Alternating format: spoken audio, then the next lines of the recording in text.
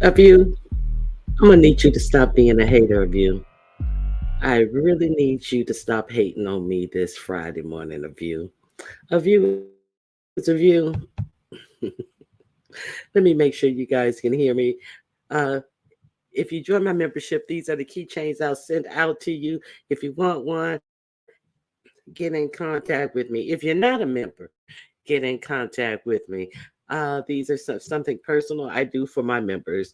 Let me see. Be sure you can hear me. Yes, I am vibrating and therefore you can hear me. Did you hit the like button on your way in? Please hit the like button. I appreciate you. Abuse of you. Don't be knocking my pole. Okay, I see earlier this morning. I don't know. It's Granny Cook Good is still here. Thank you for being here. Red Wing Hockey's. Kivia, thank you for being here. Abuse of you. Benzone, Billie Jean. Good morning to you as well. But Abuse of you. You just been talking up everything this morning. Okay, let me see who else I see here. Oh, hey, Billie Jean. Billy, okay. I hope Billie Jean is still in here. Okay, Daniel Berry, Sports. Hello, thank you for being here. Hey, Justnet, thank you for being here. I hope you're getting those dogs ready. And I understand you're just doing the beauty portion, but you know, a little obedience portion may help. But you're probably too scared to be strict with them enough. Well, it's not being strict. Train your dog is through treats and positive um positive reinforcements, so I know your dogs are spoiled. Okay, TC, hey TC, I have not seen you in a while out here, and I finally heard that you had popped up yesterday. It is good to see you as well. Okay, Sheila E Quiet Storm, thank you for being here. Hey, the real K Fit, thank you for being here as well. And who else do we see? Jean Holt, thank you for being here. Number 14. Okay. On the like button. Thank you. I appreciate you. Hey, Coco. How are you? Um, who else do I see? Billie Jean is saying hello to TC. Everybody is shocked to see TC. No, not shocked. Happy to see TC, should I say. Hey, Brick Girl Haley. How are you doing? It's good to see you as well. Okay, so I think I got yeah, my mod, yeah. You should be seeing something they say by Monday. Okay, and let me see. Very Carey, hey, my mod, Very Carey. Thank you for being here as well. Angela T. White, I see you too. Okay, so we're going to start in a second. I said, big said, peace and multiple blessings to you as well. Foot Soldier, hello, how are you? Who is that? Patricia Moore, thank you for being here. Okay, so let's get started. I want to make sure I got everyone. It looks like I got everyone. If I've missed any of you guys, please forgive me. Um, Sometimes everyone don't show up on StreamYard. And let's get started. So, Billie Jean, it is so good to see you because you may have a new addition to add to your story. So I'm not sure if you know about this, Billie Jean, but Billie Jean, this being the beef sector and all, I just really want to know, would you be covering this story right here? Oops, that ain't the story. Oh, that's the wrong story. Will you be covering this right here? Brianna Simone Pettyville, members only. Everybody got a group chat. I want one. Okay.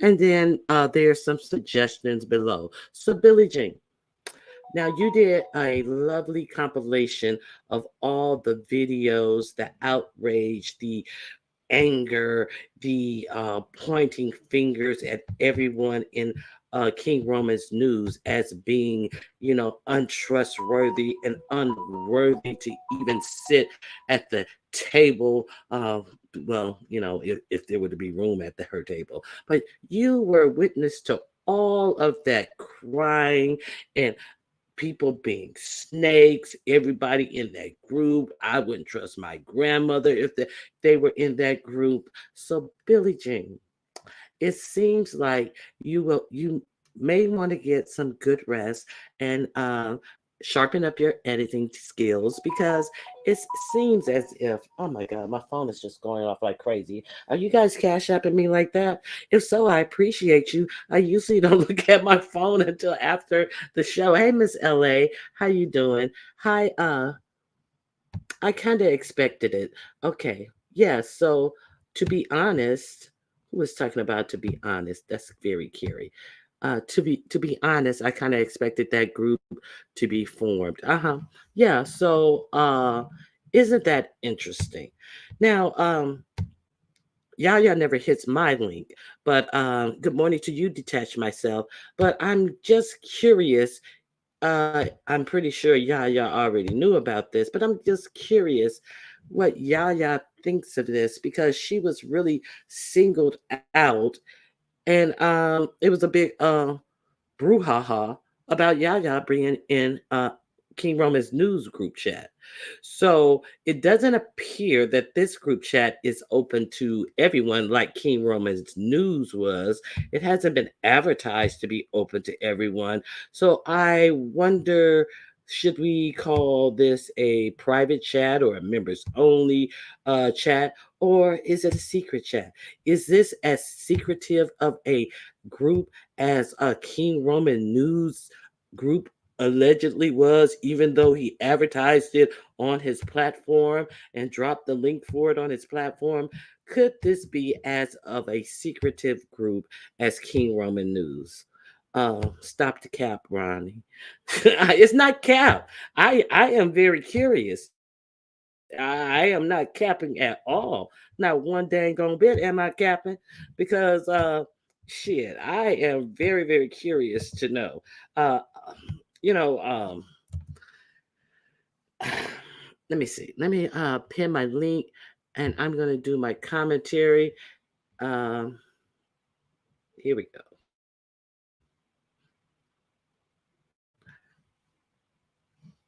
Okay, so yes, you guys can support the show by cash apping Ronnie Q, and I'm gonna give the poll maybe about five more minutes. You know, okay, this might be the secretive because she put it on members only. King Roman was definitely for public consumption. Okay, Sheila E said Ronnie Q, it's too early for this. Hey, Truth or Reason, girl. I understand. I understand. Okay. So let's start. Let's get the let's get the slow bus out of the way. So I'm sure you guys were good morning 300.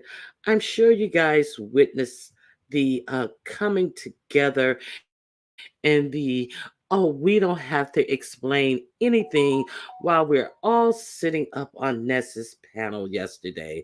None other than Pizarro, the Miss Obnoxious, who is you're really the causation of all of the group chat stuff, sitting up there handing out questions while she has never answered questions about the fuck shit that she has done, said, and has not proven, all the commotion that she's caused around this sector. And of course, if she's in any chat, she has to be sitting on a panel so she can look down and she can see what the people are saying about her, and then she can talk and make her comments to the people who are chatting in the chat who she personally have blocked. So then she can sit up and see exactly what they're saying about you. And she saw what they were saying about her was, hey, we have questions of you. Where have you been? So now we have uh, uh, the puppeteering of this fraudulent ass bitch. Pizarro hopped on Ness's panel, and obviously she brought her leash and brought her puppy up on the panel with her. And then Billie Jean, Billie Jean, please go collect the video of Ness's yesterday. Because Billie Jean, were you even around when Bree hit Ness's channel yesterday? After all's clear, Billie Jean, did you see that? Surely, surely, there has to be a problem with that because it was such a big problem that Yaya would hit her enemy's link and talk about her, even though Yaya spoke on herself. But surely there has to be a problem. Was that explained? Did anybody get an explanation behind the fuck shit that y'all saw going on in the beef sector yesterday? Anybody? I totally missed it. I'm giving you breadcrumbs, Billie Jean. Just a couple of breadcrumbs, girl. You know, I'm giving you a hint. Hey, Queen Diva, how you doing? Okay. Don't worry, I'm on it. Okay. I don't no. Okay, I think that's an answer to my question. Yaya is saying nope. Thank you. Oh, thank you, Yaya. Because I think, I was like, maybe I missed it. Maybe I missed what happened here. And it was so many questions, like it was so many comments in the chat, like, oh my God, why are they up here? Oh, so y'all cool now? Oh, what happened? Y'all cool now? The comments is where it's at, Billie Jean. I must lead you to the comments section on this one. And then Ness goes, oh, y'all know how it is. Y'all know what it is. Yeah, we know what it is. It's some fuck shit. It's some bullshit. It's a whole lot of fuck shit and bullshit. That's what we know. And like, oh, shit, we can't even lie and make up excuses anymore to say, why everything is all good now. We can't even bother to lie to you because anything we come up with will be transparent. So why even bother to lie to you guys anymore? We just gonna, do it in your faces after we did all of this victimizing of Big Sexy. We victimized her so badly by allowing Yaya to come up and speak on something that affected her and how it affected who? Yaya. Okay, so we're gonna act like we didn't see any of that. Oh, just cooling. What are you doing here? Don't you have somewhere else to be cooling? Don't let me hold you up, girl. Hey, sophisticated Brad, how you doing? Okay. Okay, so Red Wings, I'm going on a limb, but why do the fat women in the beef sector cause problems? Kimmy, Tracy, Brianna, uppity Negro, all fat, nasty women causing problems. Oh my goodness. My goodness. Oh my God. I was in Deanna's chat yesterday, and Deanna, oh, Billie Jean. Also, you may want to check out Deanna's chat as well, because we had none other than Grish give an exclusive interview yesterday on Deanna Irving's chat. If one of my mods can drop Deanna Irving's last live in my chat, I would greatly appreciate it.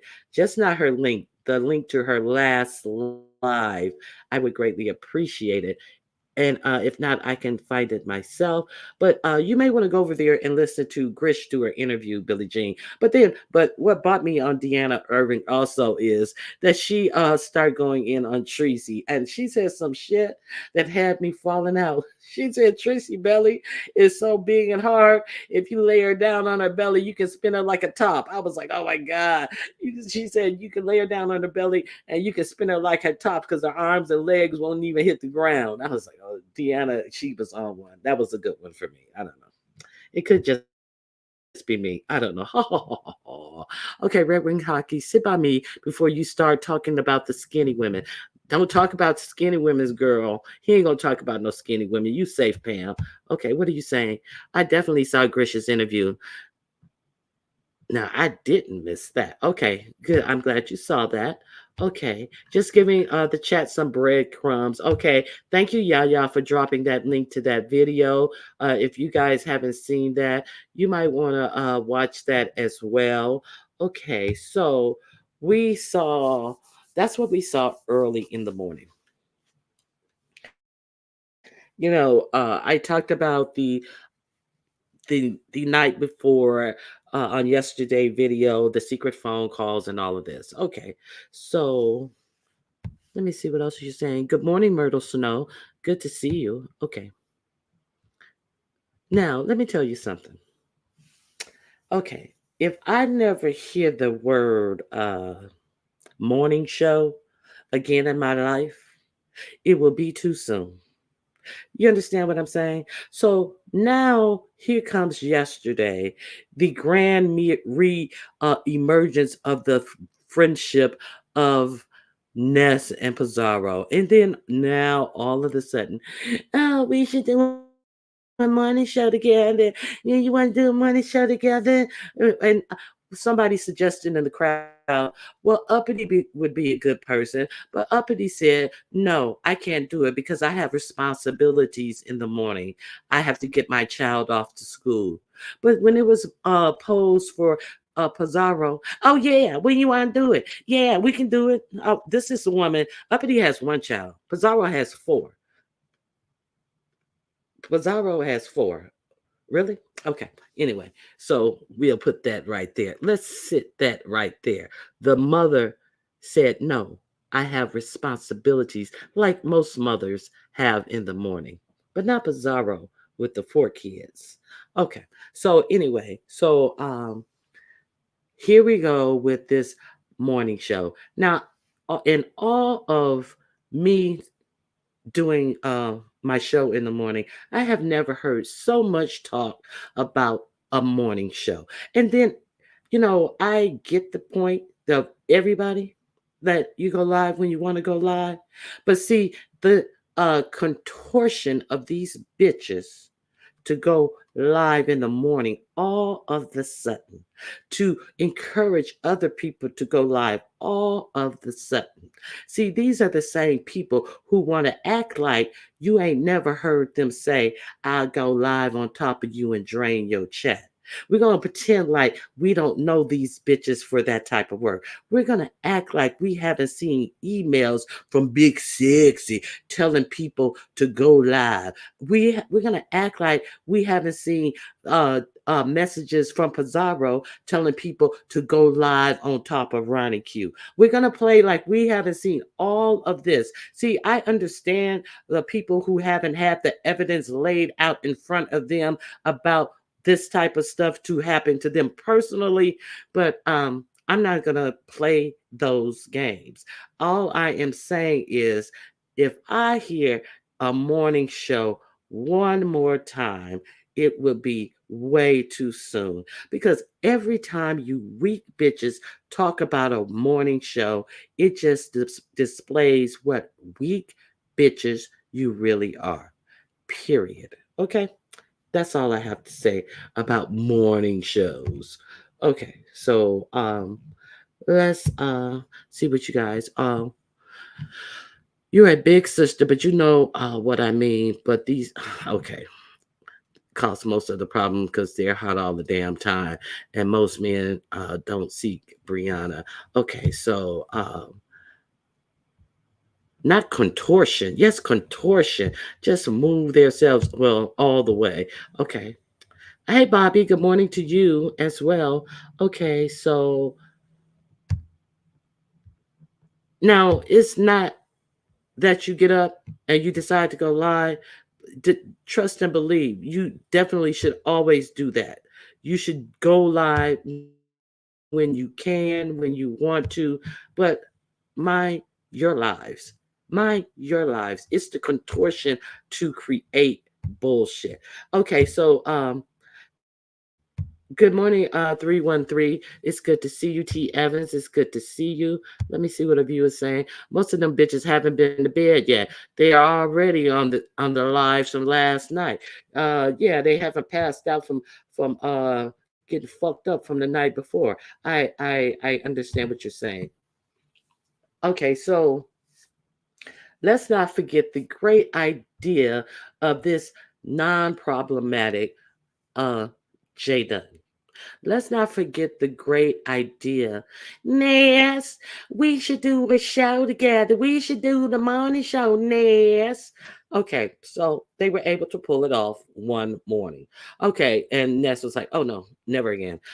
We can do it. We can do our show together, but I cannot do that time. That's not good for me. And Ness, well, what you gonna do, Ness? And then so Ness says, maybe we can split the show up and you can do it on your channel. I can do it on my channel, but definitely not that time. Okay, so you fucked around and found out. That's what you did. You fucked around and found out that nobody is doing anything out of their own comfort zone but you too.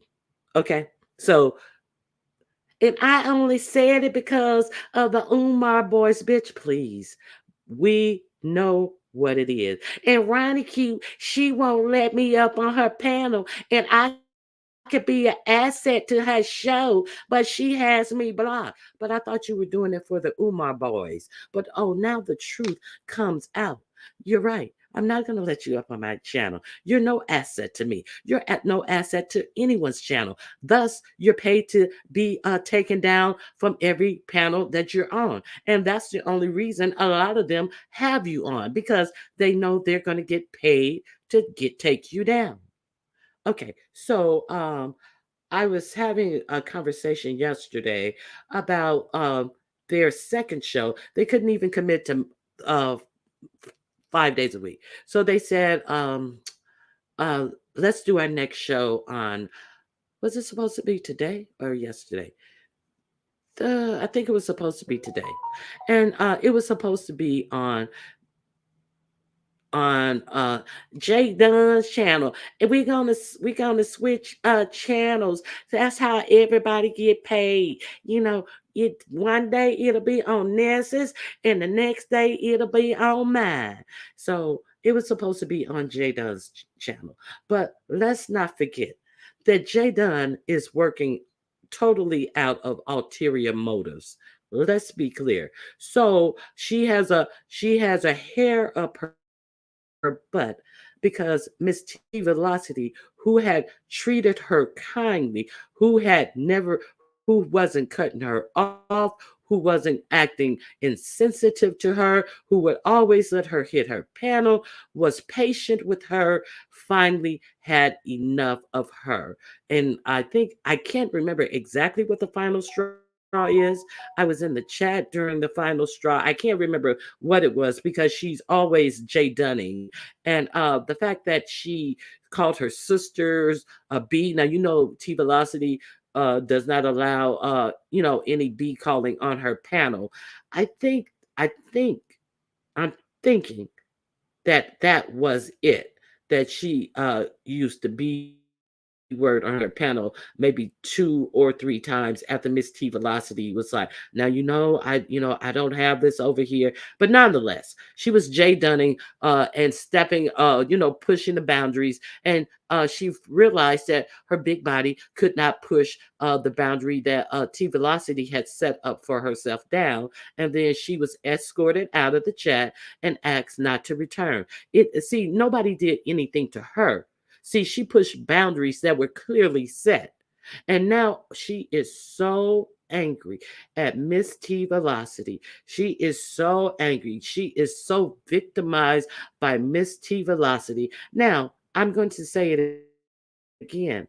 I don't know who BB Nice is, but she thought that it would be a good idea for her on her morning show. See, because nobody wants to listen to Ronnie Q as she sat down and laid out all the things that Ronnie Q does on her show.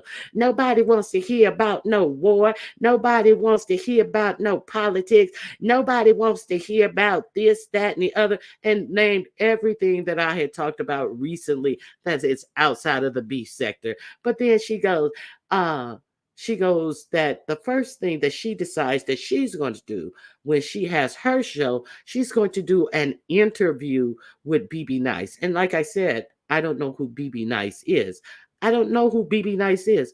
I don't have anything bad to say about BB Nice. My comment has been, I don't know who BB Nice is, but T Velocity knows who BB Nice is, and it appears now that the only reason why Jay Dunn, when she was able to get a show on her morning show, is to interview BB Nice, is to try to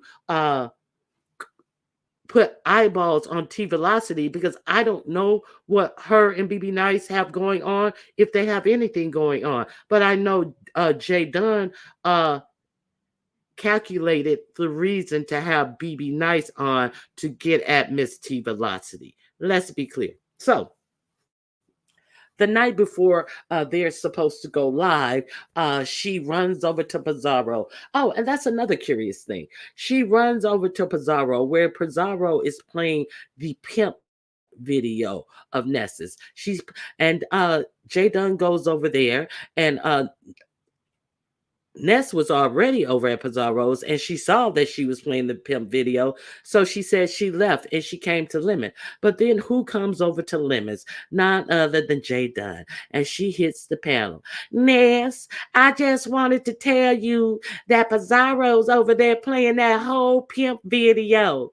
So Ness gets furious at Jay Dunn, starts cursing Jay Dunn out to the fullest extent, and tells her, there is no more morning show. That's why I'm not doing anything with you. You're not my friend. You don't know how to be a friend.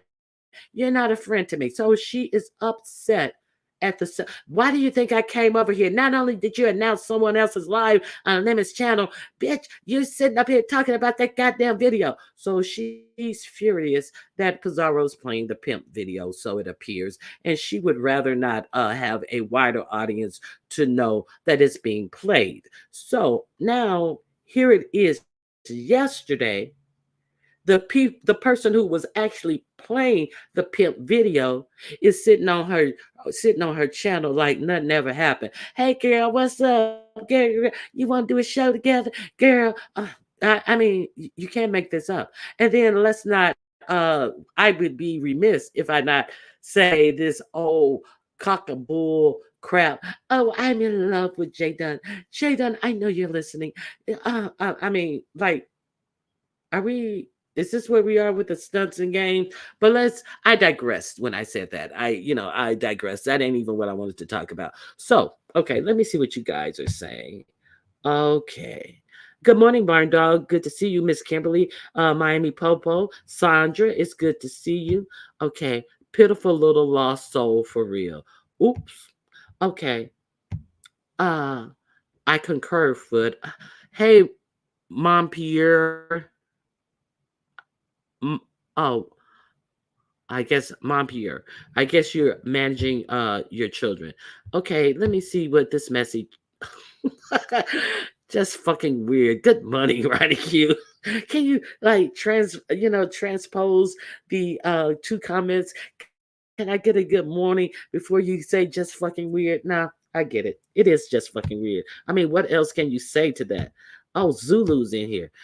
Oh, Zulu, you sick of her? Ronnie Q Ness posted her, and J Doe Clyde Div. Wait a minute. Ronnie Q Ness posted her and J Doe, Clyde's ex woman, phone boning last night, but she is done with lesbian. So you mean to tell me that Ness was phone boning with Clyde Diva's ex? Oh my goodness. I did not know anything about that. Okay, how disrespectful. Okay, I have somebody in the back. Uh Let me pull Yaya up. Yaya? Okay, if you just Yaya? let me up. It's me. I had to hurry up and get the kids haven't left yet, but I had to Yes. come up because you was going on to other comments, and I want definitely wanted to say, I just want to know where's the outrage and that did everybody DM Brianna like y'all was DMing me talking about I went to her ops. Oh my God, what a shame when she wasn't her ops the day before.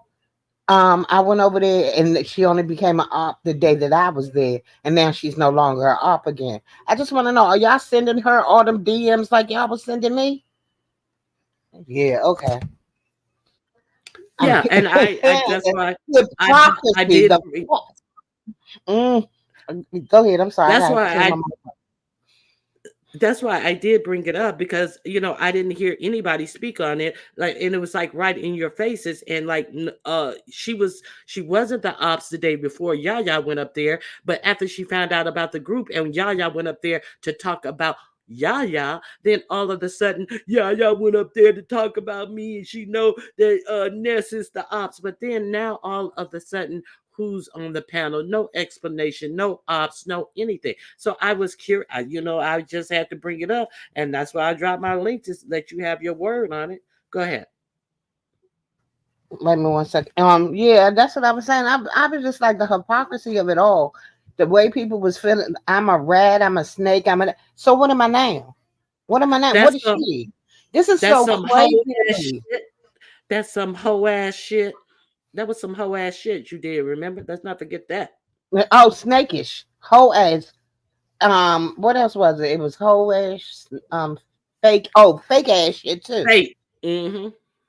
You know, Yes. it amazes me. Have a great day. Love y'all. Sorry about that, y'all. I No really problem. wasn't lying. They had left on. Yeah, but You're yeah, I'm you're just. screaming about love. We have no problem with that.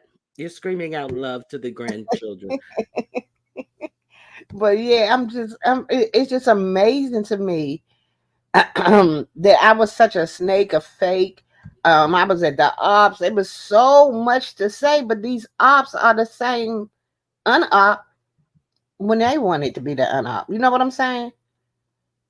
We're to Some places ignore that that. I've been We're going. to Oh, it was like it was service by Serve Pro, like it never even happened. You know that commercial about the place that cleans up fires and floods and stuff, that company Serve Pro, and their motto is call Serve Pro. It'll be like it never even happened because they'll clean it up like it never happened. So they Serve Pro that shit like it never happened. Like yeah, that, well, I you saw it, and I know for a fact that it happened. And you it's saw just that, but the way they was coming at me yeah. about me being over someplace that I don't normally go, and there's not. It's just total quiet now. It's amazing to me. Hmm. Right, And Mom nobody is Fenor? bringing it up. And nobody's bringing it up. No, everybody's acting like they didn't see it, like they don't know all of this happened behind you hitting the panel to to talk about how you felt. Okay. Exactly. Exactly. So yeah, I just want to I'm glad you what do you feel about that now? Well, it just shows the fakeness of the whole situation, which I was calling out from the very beginning. Mhm. So it is what it is, and trust and believe. Everybody not sleep. We see you, and that's all I got to say on that matter right now, Ronnie Q. But if you hit something else, I'll be back. I got something else right now. Oh, Okay, okay, let's so go. I hadn't watched Lady Nika's live from yesterday. I watched it last night when I went to bed. Now it's kind She of had a I'm live just gonna yesterday.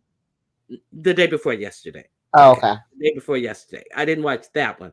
Okay, so that's the one where Code came up and was him high and dancing and all that stuff, and trying to say that Sassy was telling half truths when she said that I am loosely quoting this is what happened, and tried to stick on nothingness. But it kind of like was interesting to me.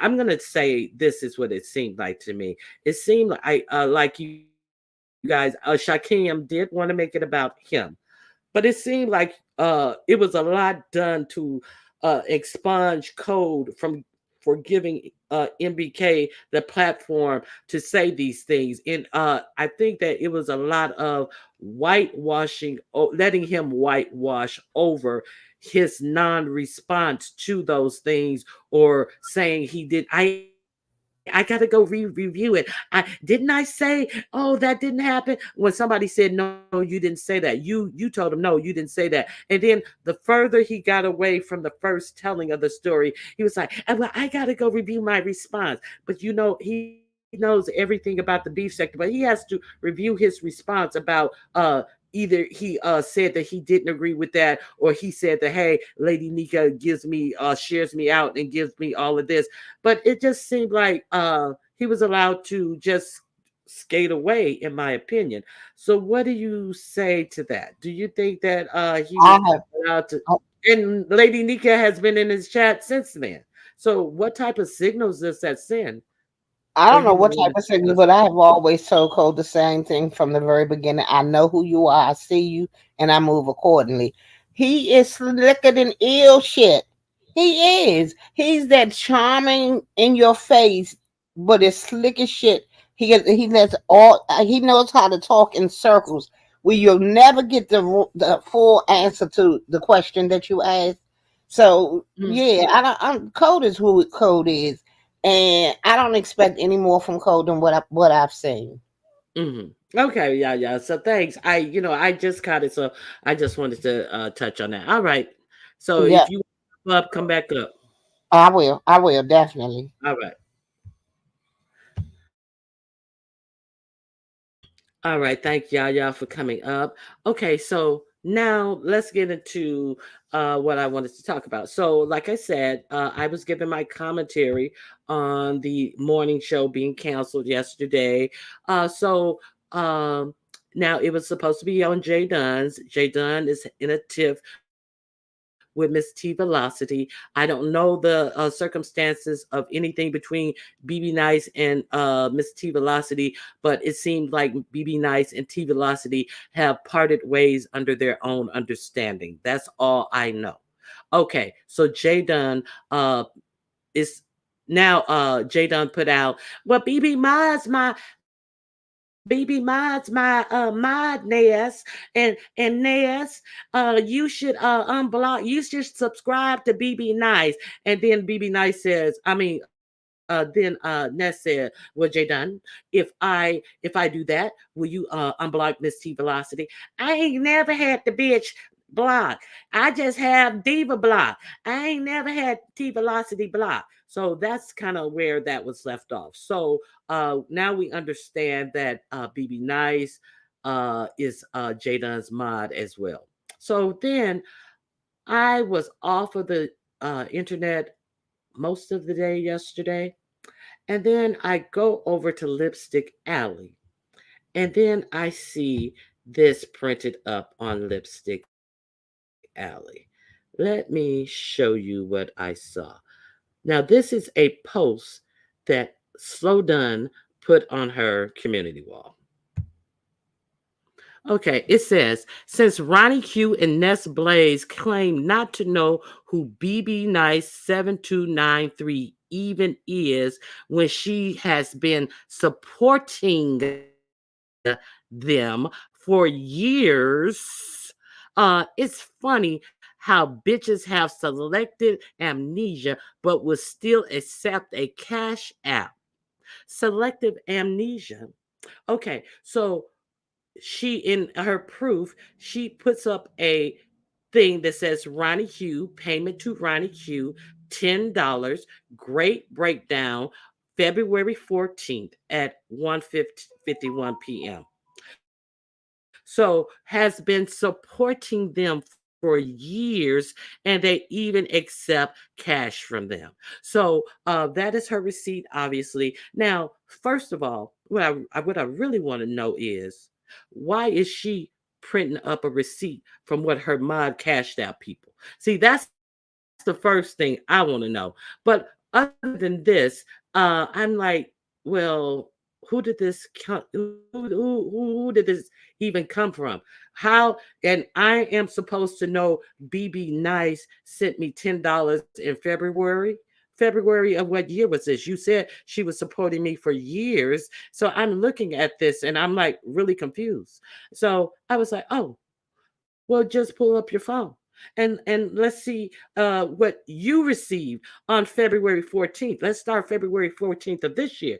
Let's see what you received, because you act like you don't know BB Nice according to Jay Dunn. And what I said was, I don't know BB Nice.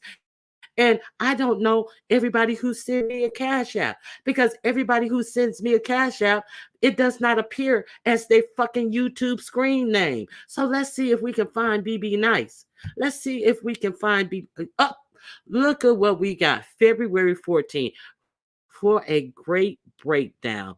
Sent February 14th at 10:51. So this one said it was sent at 1:51. So she's a 3 hour time difference. So she's on Eastern Standard Time. So because I received it at 10, and her receipt shows it at 1:51. So I'm on the West Coast. So who does it say it's from BB Nice? No, it says from T Nicely. And then it says payment from BB Nicely. So this right here should make me know who BB Nice is. And I because I got this, I now know who BB Nice is.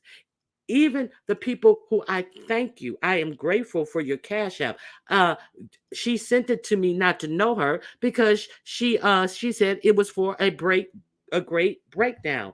It wasn't sent because we know each other and or anything like that. It was sent because obviously she was in one of my lives and she thought that I did a great breakdown. I don't know what I was talking about that day, but all of a sudden I am supposed to know who BB Nice is. Now, trust and believe. Don't be afraid to send me cash app, because if that had a government name, I wouldn't have shown that. That had some other type name on it. That's the only reason why I showed my receipt. So let's be clear. Let's understand who uh who Jay Dunn is. So Jay Dunn is proposed to Ness, let's do a morning show. Let's do this. Well, Ronnie Q won't got me blocked. She won't do that. Well, T Velocity, she blocked me. So I'm gonna interview BB Nice on this morning show. And no, it ain't because of them. No, it ain't this. It ain't that. So then when your show falls apart because of your own fuck shit, your own fuck shit, now you thought you had an aha moment talking about Ronnie Q say she don't know. I still don't know who BB Nice is. BB Nice, if you're in the chat room, I appreciate your clicking the view. I appreciate your cash app. I appreciate your support. But I still don't know who BB Nice is. I don't know BB Nice. You may have been in the chat. I don't know T Evans. If T Evans cash app does not come under T Evans, I would say I don't know T Evans. I know I see her in the chat. I don't even remember BB Nice from being in the chat. If she was in the chat regular enough as you talk too much, or Life with Jamila, or Bobby, or my fave Kind to Me, I'd be like, yeah, I know who Kind to Me is. But what I know is that they've been in the chat. I don't know who BB Nice is. I could say, if somebody was to say mom Panur, I would be like, no, I don't know her. If you ask me 6 months down the line about her, and I say, oh, well, I don't know who she is, but this, that, and the other, and not say anything bad about her, because I don't see her like I see Kind to Me or other people, or you get what I'm saying, or no problem. So I would probably say 6 months from now, if she never comes back in my chat, that I don't know her. It's nothing personal. I didn't say anything bad, but this is what this cow set up and wasted her time. And see, the curious thing to me is, see, none of this is any of her business. I said absolutely nothing bad about BB Nice, other than I didn't know her, and I'm not trying to get into any type of business with her and T Velocity, but Jay Dunn is. She has a groundbreaking interview, and that's why shit don't work out for you,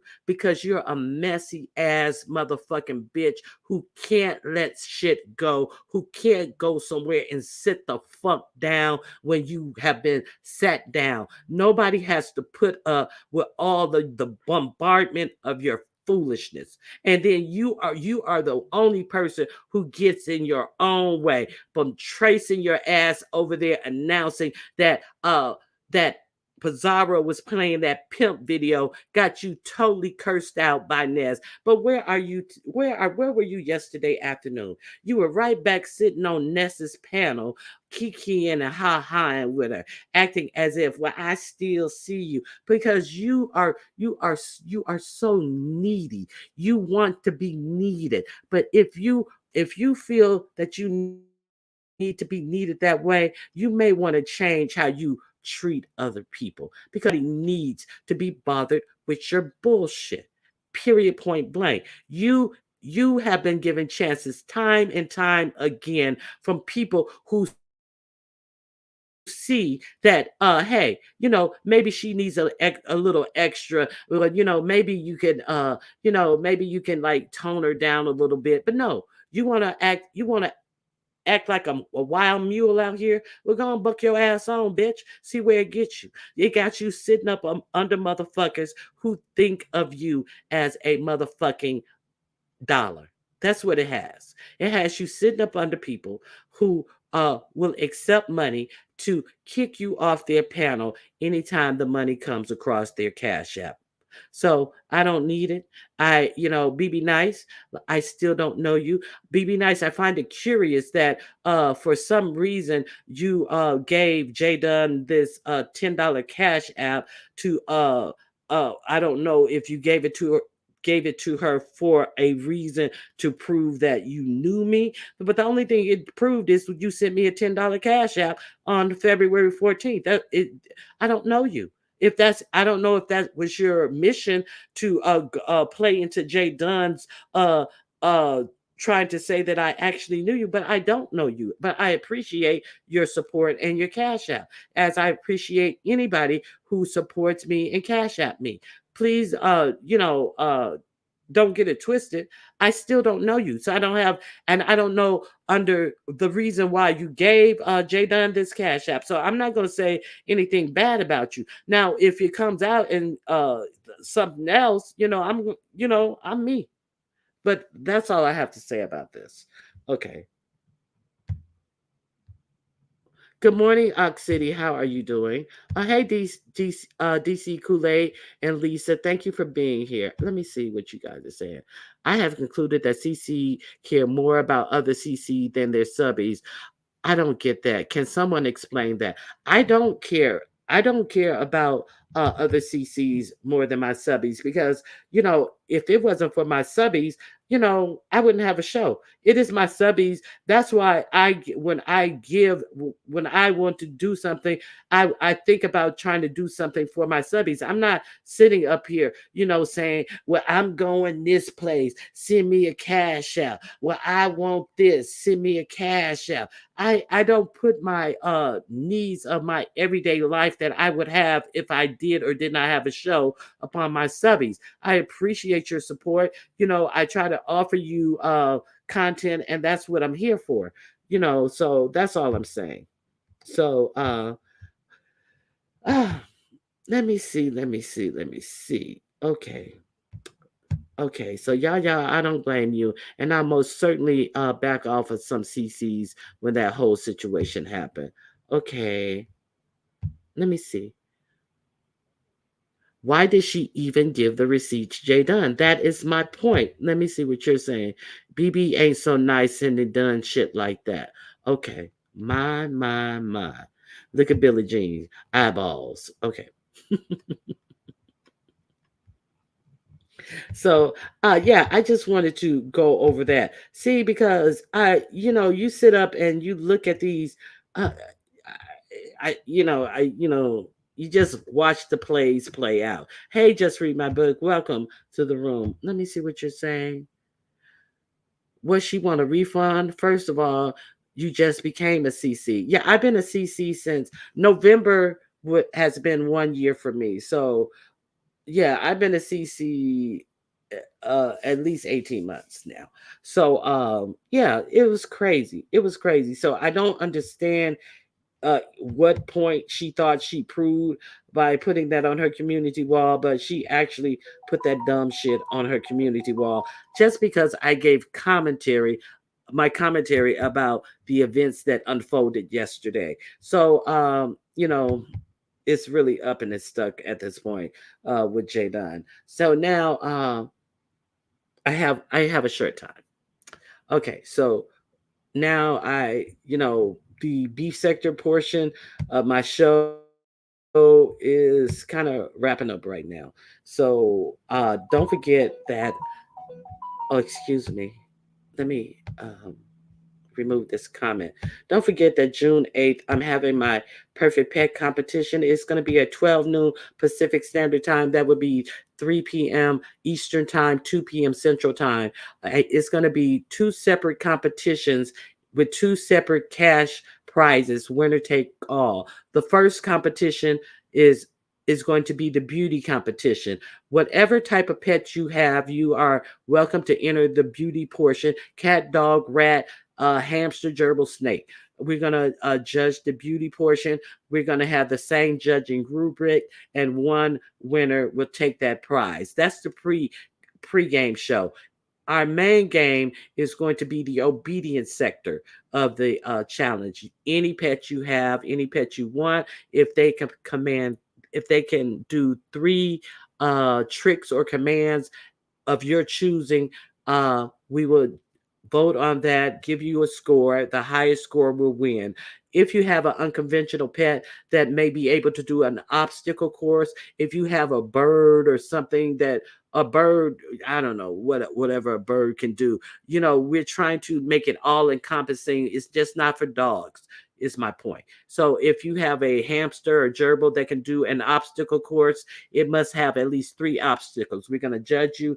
The winner is going to take all. The audience is also going to have a vote from 1 to 4 for each contestant in each contest. So winner takes all. If you want to add to the prize pot, $ Ronnie Q, put a pet competition or pet show. Just let me know it's for the pet show, and I will make sure to add to the pot. Uh, I want to thank Lovely Love and Just Net so far for contributing to the cash pot. I greatly appreciate you, ladies. And so let me see what you guys are talking about. Um, where am I? Okay,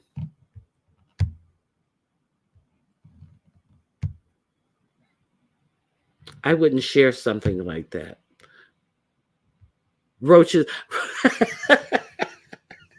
No, no roaches. Roaches are bed bugs. They're not allowed. I know that they may be like pets to some of you guys, but no, no, no, no, no roaches are bed bugs. Okay. Yes, please like the video. Oh, let me close my poll. Let me see how you guys treat me this morning. I know some mornings y'all just be hate watching. Let me see. What did y'all do? Let me end this poll. Okay, here's the poll. Did you hit the like button? 71%. Oh, that's higher. It said yes. 16% says no. I'm just hate watching. It's only a mere 11%. That still counts. Thank you very much. Oh, okay. And speaking of counting, uh, do you guys think that it's cheating if you need your watch hours and you end your show and you just leave your video running for an hour or two before you close out your show? Do you think that's cheating to get your watch hours? I'm just curious. What do you guys think? One for yes, two for no. One, you think it's cheating. Two, you think, hey, whatever, get them. One for yes, two for no. I'm going to do everything, not just the beauty portion. Good. Yes, you are able to enter both competitions. Okay, one for yes, two for no. Just read my book. Okay. It's fuckboy behavior. Yes, it is. Yes, it is. Lord, that's tacky. Okay, I see some ones. Well, I don't see any twos. Do you think it's cheating to get your watch hours by leaving your video running, ending your show, and leaving your video running for an hour or two after you've done broadcasting your show? Okay. I don't know. Fools had folks watching them sleep. But I yeah, but that was to prove that people would watch them sleep. That was only to prove people would watch them sleep. Yeah, so I see all ones. I don't see not one two. I don't see it's lazy. It's lazy. Yes, it's very lazy of you. Yeah, no. I mean, yes, you say saying I'm sorry. So cheating and tacky. Yes, it is. Okay, so um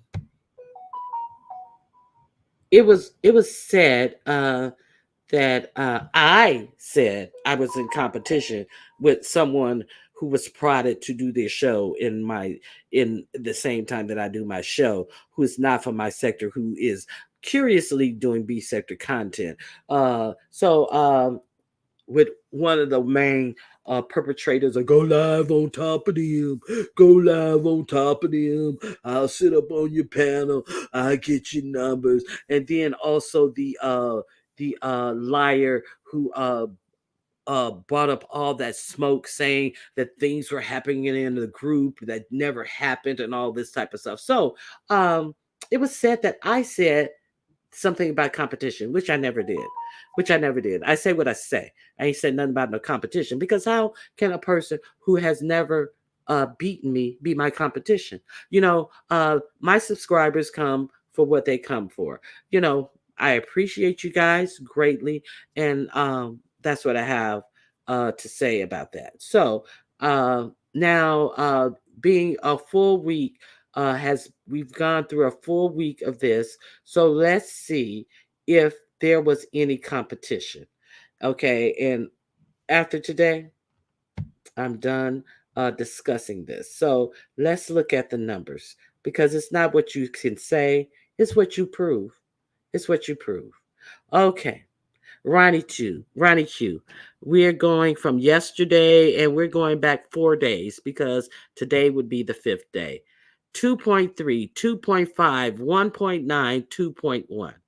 Okay, let's go to the people who allege that Ronnie Hugh thinks that they're my competition. Let's see. The last 4 days.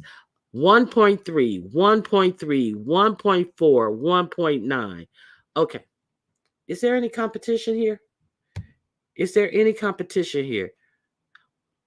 We have the 1 point this, 1 point that, 1.4, 1.9. And here, Ronnie Q, we have the 2.3, 2.5, 1.9, 2.1.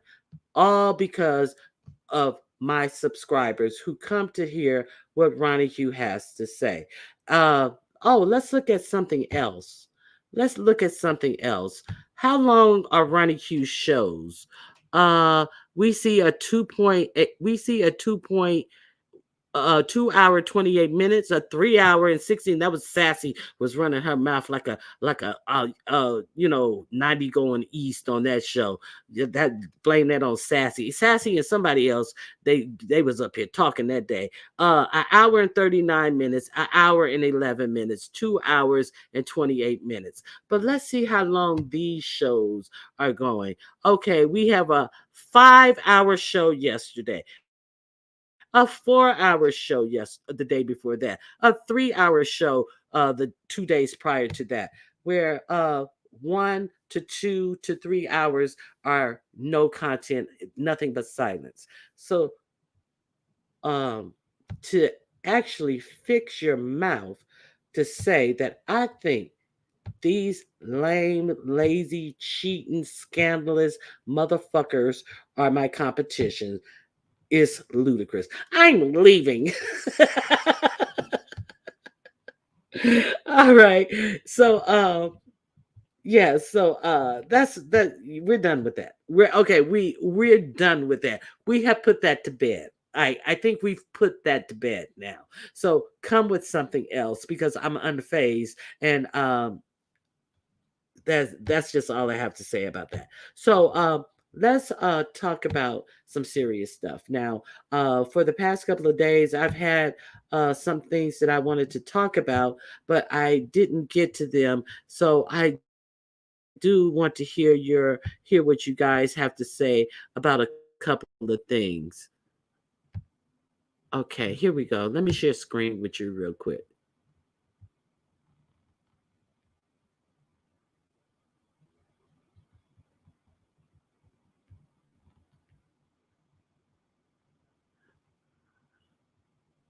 Oh my goodness. Oh, wait a minute. It has a slide. I was like, where's my thing? Here it is.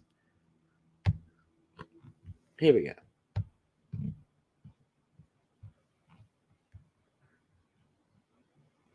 Oh, I got a commercial. I got a commercial. In Pensacola, Brent Carney, WEAR News. Last Friday's officer-involved shooting in Okaloosa County left a 23-year-old senior airman dead. Roger Fortson was stationed at Hurlburt Field. He was shot and killed in his apartment in Fort Walton Beach. And today, we received the dispatch calls that day, which shine more light on what happened. But questions remain about what led deputies to Fortson's apartment in the first place. Now, Fortson's family has hired a prominent civil rights attorney, claiming deputies may have gone to the wrong apartment. Tanner Stewart joining us in the studio now. And Tanner, you also spoke with Okaloosa County's NAACP spokesperson today who has some thoughts on this as well. That's right, Bob. Okaloosa NAACP says they're hopeful the body cam video will be released to the public. Their president telling me there are many questions left to be answered.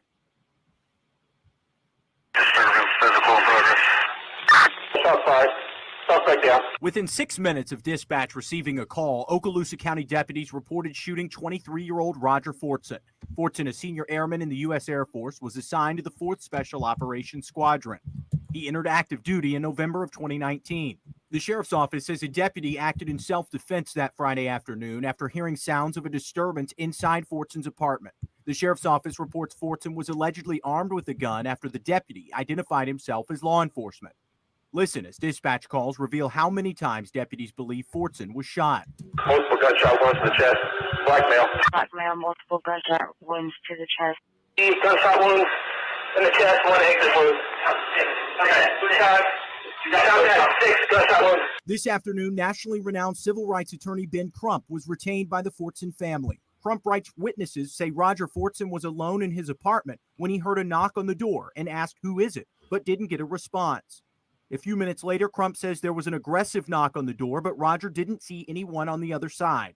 Crump writes Fortson grabbed his firearm and was shot as he was walking back to the living room as police burst through the door. Crump says witnesses say police were in the wrong apartment. Crump isn't the only one requesting the release of that video. I'm just concerned as to what happened and why it happened and how it happened. We've been told that the investigation has been turned over to the... Okay, so I dropped a link so you can hear the rest of that video. So now the initial reports, you heard them say that they needed to investigate the call to the apartment. And guess who's not speaking?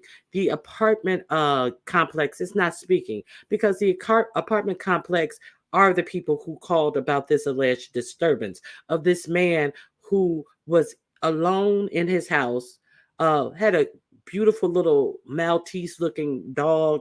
He was on FaceTime with his girlfriend during this whole encounter. So I hope that they are able to pull the video or pull the actual voices from this FaceTime.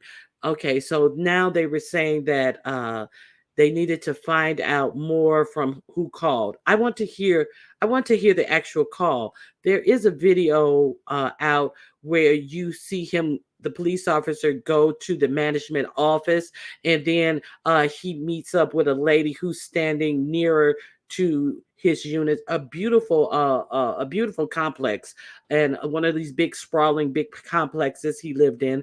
And so she meets him there, and she says that, she was walking by and she heard a disturbance. And we've heard disturbances here before, and she heard a woman's voice and something that sounded like a slap. But then she walks him down a long hallway and then to an elevator. Now, you would think that she is walking across a window. No, he has to take the elevator up to I believe she said the fourth floor. And but she was walking by and she heard it. So she could not have just been walking by his unit, because he lived in the end unit. I could see, well, you could say, Ronnie Q, well, maybe she was walking down the hallway and walked past the door. No, because he lived in the end unit. There was nowhere to walk beyond his unit. So she was just not walking by his unit. And he was there alone. There was no one to slap in his home. Okay, so there's that. So now I'm gonna show you the body cam footage. It does not show. It shows up into close the final moments, and we can see what happens here. Okay, let me share this. I'm gonna remove Billie Jean's statement so you guys can see this. Okay, here we go.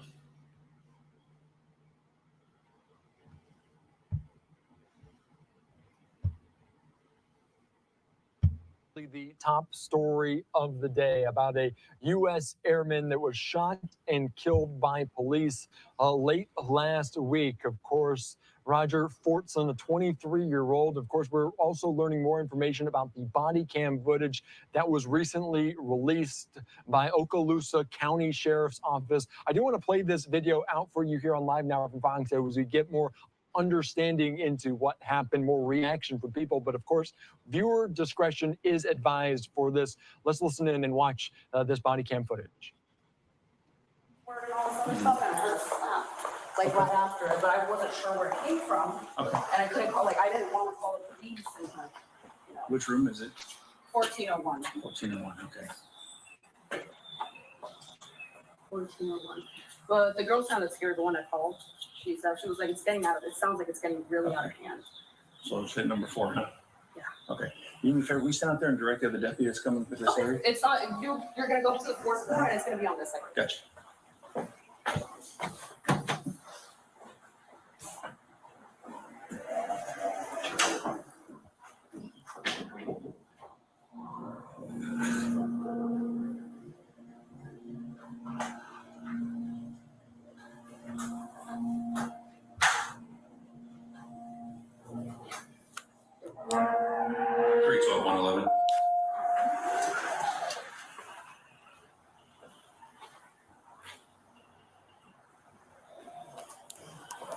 Three 12 to 111.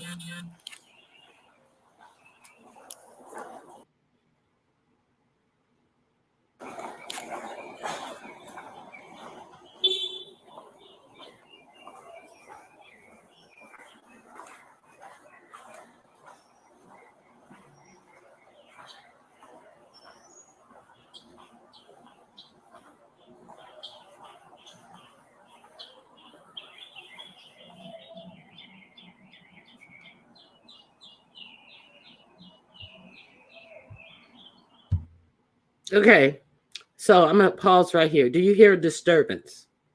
Okay, let's go.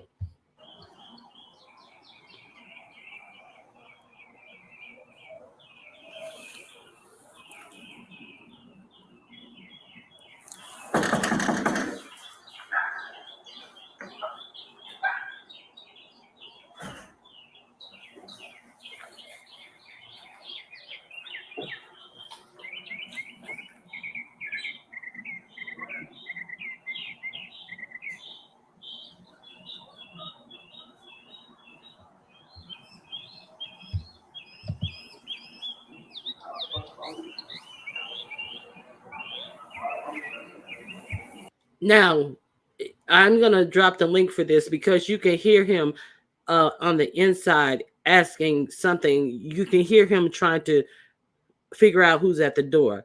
And then it sounds like he goes back to his phone call right there. Okay. I'm going to drop the link so you can hear it for yourself. Sheriff's office, open the door.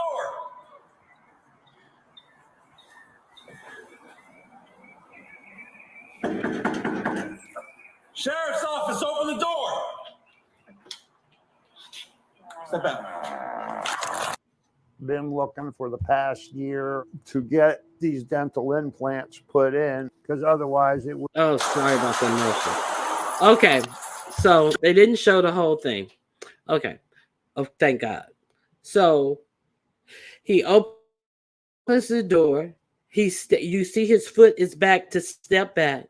His firearm is down. The young lady who was on the phone with him said that the reason he went to get the firearm is somebody knocked on the door and didn't say anything. He is an airman in the Navy. The Navy has the ability to press charges against this too, because him being an airman in the Navy, they have basically wiped out their property. So a crass way of saying it, so the Navy has been very supportive of his family. Of course, this is a black man now in Florida. So this man obviously already had his weapon pulled, in my opinion, for him to already have it pulled. You know what I'm saying? And this man is in his house, Florida. You don't even need a license to carry in Florida. So why is it such a threat against someone's life because a black man has something that is constitutionally allowed by him? His piece was licensed, and he was a licensed carrier of this. So, but why is it automatically a threat to officers when black people live under the Second Amendment protections that everyone else always want to say that they have? So we're going to pray for that family. May they rest in peace. The girlfriend said that he went to, they knocked on the door, didn't respond who they were when he asked, and then they knocked harder the second time, and you saw that he knocked harder and more intensely the second time. So therefore he went and got his piece before he went back to go in. So this is what happened, and I just want to know, had you guys heard about that? The man, and it's you're right, it definitely is heartbreaking. Thank you for being here, sweetie. It's definitely heartbreaking because you guys can review this yourself, because his mother, he has a 10-year-old brother and a 16-year-old brother, and he lived off base, and with his salary he was to help taking care of his mother and his two siblings. So it's like really sad all the way around, that even if you raise your child to do the right thing, to get in a position where he can better his life, being in the Air Force, the Air Force just don't take no slobs, so this is what happened. So I was just wondering, I was going to cover that yesterday. Good morning, Southern Girl. I didn't. Hey, M. Renee. Good morning to you. I didn't get a chance to cover that. Peace and blessings, naturally, Luck. So I may have missed a lot of comments. Okay. They went in the wrong apartment. Why is the news spinning it like this? Now, it's obviously that it wasn't an apartment with a disturbance. There wasn't a disturbance at this apartment. I don't like how they are blaming him for his death, nor do I, because there was no disturbance there. This lady said that she walked by and she heard something. So I want to hear everything from the call that was called in. So what I get from the lady who was at the elevator, she did work for the complex. She said that she put it on a resident sound, like she was, she was so upset and she sounded really scared. So she's getting secondhand information allegedly from a resident who had the free will to call the police herself if she was so scared that she thought something was going to happen. Do you call your leasing agent or do you call the police? So I'm wondering, and now the apartment complex is not talking to reporters. They wouldn't even talk to the Air Force reporters about this. How you defending yourself and someone inside your own apartment? How does that even make sense in a state where you don't even have to have a license to carry? Okay, so let me see. Yeah, that it was a lot. So this is like what happened in Texas a few years ago. Yeah, with Botham Jean. Yeah, this is crazy. Okay, so yeah, if anybody want to hit the link, you're more than welcome to. He never raised his gun. He just opened the door with his gun by his side, and the only reason why he went to the door with the gun is because the police stepped away from the peephole so he could not see. That's exactly what he did. We saw that. He knocked once, stepped away from the peephole, and then knocked harder, got out of the peephole range. Like, who's gonna come to the door yeah, like that, and probably on the second knock where he did announce that he was a sheriff department, maybe he was away from the door because he had went to retrieve his gun, and who's to say he even heard him say that, because he went to retrieve his gun, because he did not say sheriff department on the first knock when you could hear the man responding from the other side of the door. He said absolutely nothing, but he's on paid leave. So this is the same sheriff department where you can Google this. I don't have time to pull it up right now. This is the same sheriff department that had a cop who handcuffed the guy, put him in the back seat, a black man, put him in the black back seat of the car, and then as he was walking around the back of his SUV where he had the suspect, an acorn fell off of the tree and hit him in the head, and he shot into that car. I think it was like 14 to 20 times, because an acorn fell off his head, and he thought the suspect, who was handcuffed in the back of his car, had shot him. And he went ballistic and shot up that car. Luckily, the man was not hit. Luckily, you should see how this officer shot up this car, and they fired him. Okay, so this is the same police department that this happened in. Okay, they fixed to get some. They fixing to get more stupid by June. Telling y'all what I know for sure. I don't understand what you're saying. Okay, salute to you, 180, the 185 as well. If there's no laws change, it won't change. Yeah, so I didn't know if a lot of people heard about that. I just wanted to cover that story. Let me see what you're saying. I heard bird chirping, no disturbance at all. This sheriff department broke peace and tranquility with fatal gunshots. Yes, they did. These police are scared to do their jobs right. It's disgusting. So they did say that it was a black male, so obviously he was already ready to use a different force than he would. You see so many white suspects. I'm coming. You see so many white suspects taken into custody with no problems that actually have weapons. Where it was to put, he never once told him to put your weapon down or anything. The weapon was not pointed toward him. Hey, just read my book. Is that you? This may Ronnie Q. Hey, William, how you doing? Good morning to you, Ronnie Q. I was just waking up about 20 minutes ago and I turned you on. I heard that last story. Trust me, the military will have something to say about that, because the young man was a federal employee. He wasn't a state employee, number one. Number two, I heard you say something about the right, that their rights. That's the most important thing. Right to bear arms. Bear arms. That's the most Yeah. important things we have to remember as black people. When that damn Constitution, excuse me, was written, it wasn't written with black people in mind. The right to bear arms did not mean that a black man had the right to bear arms.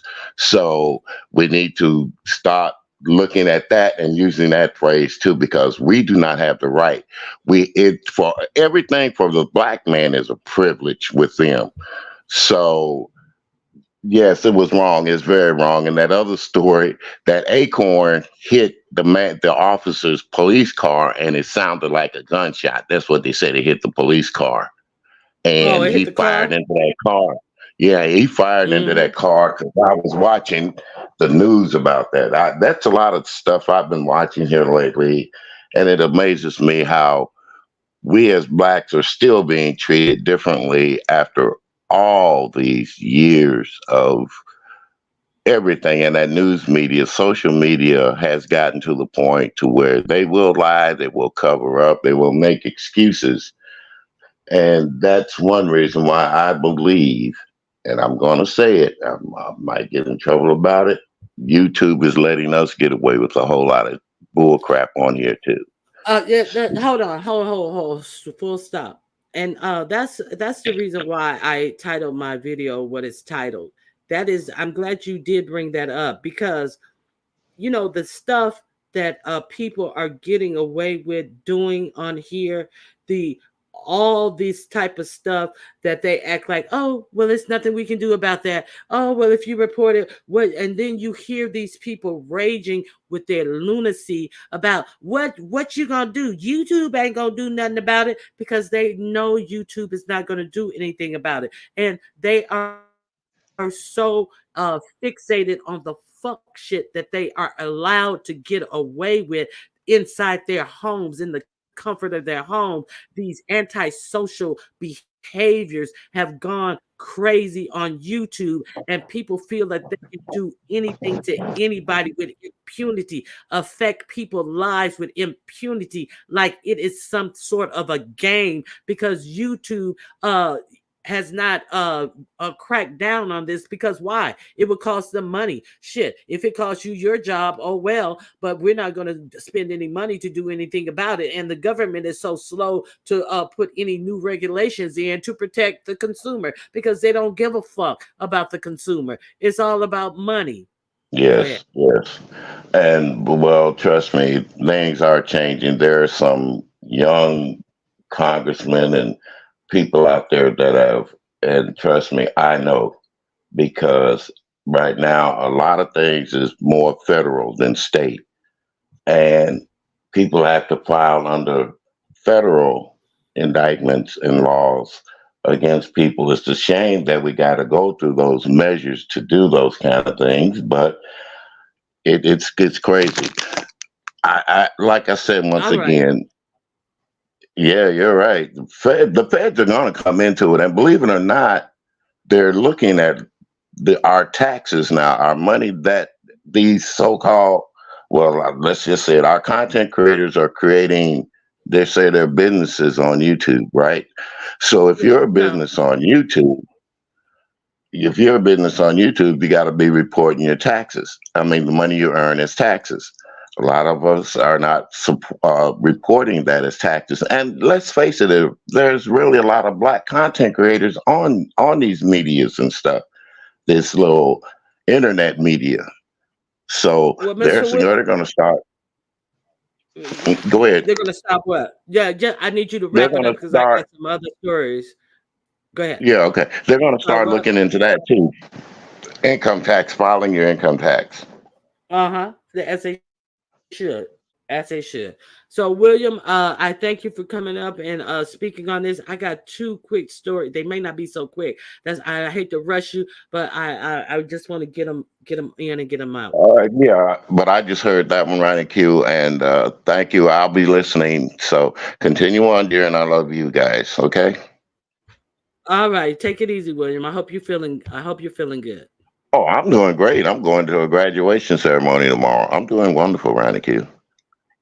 Okay. All right. Have a good Okay. day.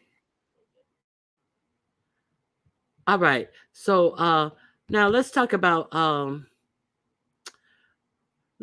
this war. Of course, we know about this war that's going on, and I talked about the protests that the students Rabid. that the students had in different colleges. And I want to commend these four college institutions right here. We know that, oh, wait a minute. Let me stop this. Let me stop this share. Okay. Okay, so we know about the protests that they've had at many universities about this war in Gaza, which is seeming to turn into the G word, where everyone is going to be wiped out. Now they're on there; they have pushed everybody off into Rafah. They have over 1.8 million people estimated in Rafah, the last place that they could go. They have totally torn down Gaza, and they have trapped them in a corner. The only thing that the only other place they can go is into the ocean. So now Biden has said that he's not going to give them any money for these bombs. And let's congratulate our college students who have gone out and they have protested against these atrocities that are going on in the Gaza Strip. And now these four universities, and unlike that we saw at UCLA, USC, where was that in New York? Unlike those universities, the UC Riverside, University of Minnesota, Northwestern University, and Brown University, they had active protests. They had encampments at their schools, and their schools have settled with them and have promised to divest with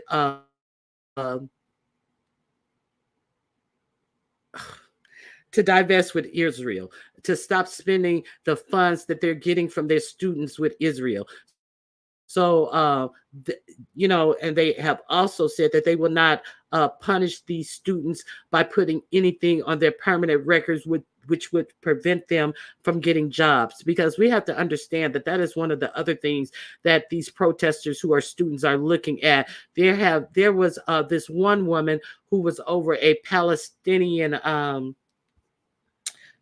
support the Palestinian group who had her high-paying job revoked from her because she was the chair of this group. And you don't think that there are not many others, once it's heard that they were protesting, that they will get job offers snatched from them. They are talking about suspending and expelling some students from school, but these four universities set up and they did the right things by the students who are protesting. And you have to understand that now this election is coming up closer, and these protests have created a huge problem for Biden. So now Biden is looking for a way out. So now he's saying that for this last stretch of slaughter, he is not sending in any weapons except for the 4 billion weapons planned weapons, that $4 billion of weapons sales that they have just approved last week. But other than that, he's not sending anything else in. But they're not sending in these big mega I'll let you see the story for yourself. Okay, so I don't even need to play this one. I'm going to stop screen on this one. That's all that one says. But let me share the screen on this one. And I really want you to see who is talking. I really want you to see. Let me see.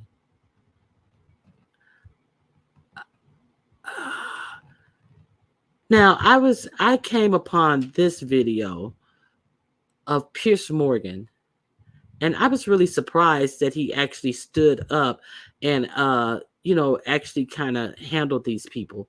I want you to see how the conversation surrounding this thing is really going and who we are conversing with. So I'm gonna play a couple of little short clips from this, and then I'll let you peruse it on your own. 1 second. Okay. Here we go. Let me remove my banner. Okay. So this is the Pierce Morgan. And, you know, I am not a fan of Pierce Morgan, but I came upon this and I was surprised at the pushback that he was giving. Let me put my fair use banner up. I'm using this as news reporting under the Fair Use Act of 1976. And it's allowed for purpose of criticism, commenting, news reporting, teaching, scholarship, and research. So let's see a little bit of this. I've dropped a link to this because it's quite interesting. And I want to hear what you guys think about this video. Okay. Here we go.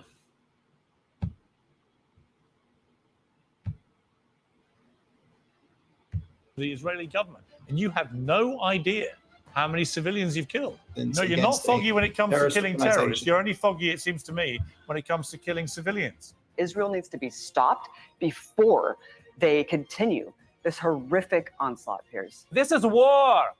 In war, people die. Abby does not have the authority. She's just a self-appointed, low-grade journalist. You're a spy for Israeli conflict. intelligence. Do you agree with the principle that Palestinians should be entitled to exactly the same human rights as Israelis? Israel is fighting for its very existence. It's been a dramatic 24 hours in Israel's war on Hamas. First, Israel said it was finally preparing to enter Rafah, the southern Gazan city, which has become a refuge to 1.5 million Palestinians. Allies have warned against it, fearing catastrophic civilian impact. But Israel says that Rafah is also the refuge for the remaining Hamas battalions. Last night, Hamas announced it had accepted the terms of a ceasefire proposed by intermediaries, but Israel rejected it. And overnight, it seized Rafah's crossing with Egypt, a key entry point for vital humanitarian aid, and began attacking the east of the city. In a moment, I'll talk to Avi Martin and Mossad Hassan Youssef. But first, from Jerusalem is Israeli government spokesman Avi Hyman. Mr. Hyman, thank you very much indeed for joining me. Why did Israel reject this apparent offer of a peace deal from Hamas that they'd agreed to? Hi, Piers. Thank you so much for having me on. I'm not sure what Israel has rejected. I know that Hamas put out a statement that they had accepted some kind of a proposal. It's somewhat unclear to us what proposal they accepted. This was obviously, as my Prime Minister said in the last hour, a way of trying to torpedo our entry into Rafah. And as you said, the last 4 battalions of Hamas are in Rafah. Our war aims remain the same: to destroy Hamas, bring home the hostages, and ensure that Gaza doesn't pose a threat to us. As the Prime Minister has said, with or without a deal, we're going to need to go into Rafah. So we entered Rafah. We're keeping the pressure up, the military pressure on Hamas. That's what worked last time when we got about half of the hostages released.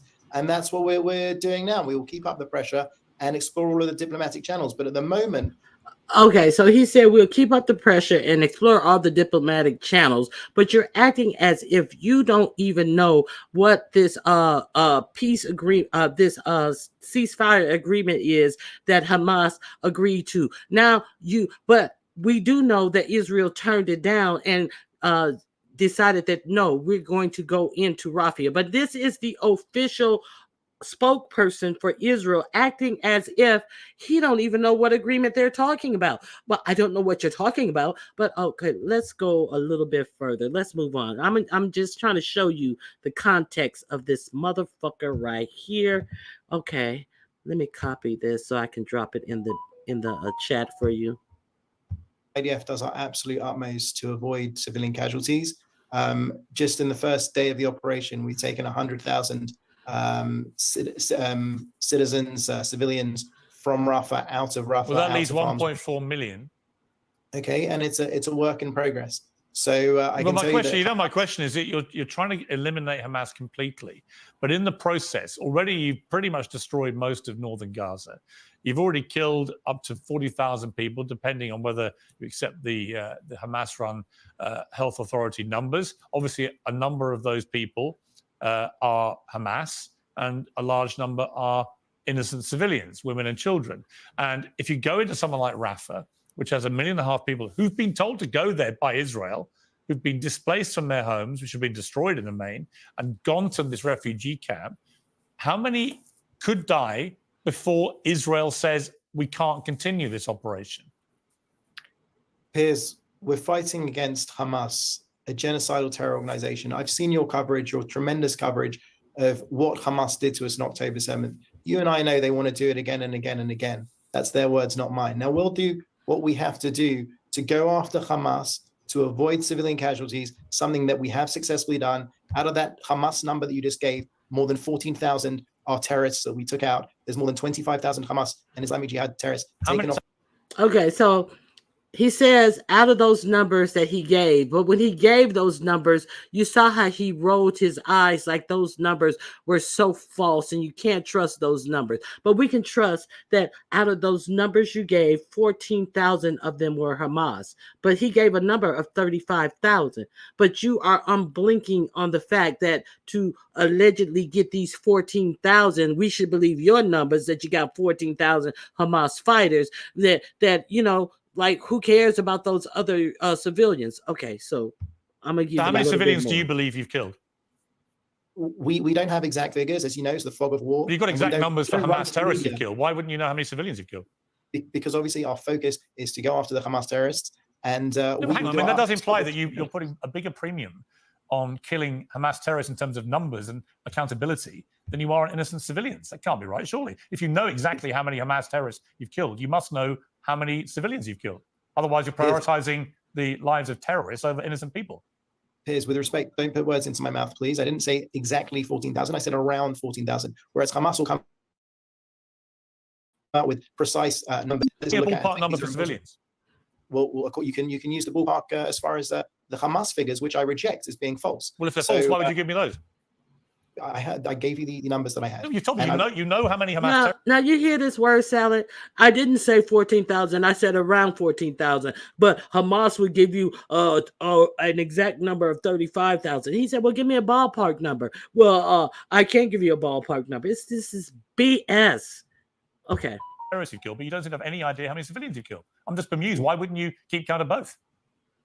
I don't have that information to give you, Piers. If I did, I would. You literally no idea how many civilians you've been killing.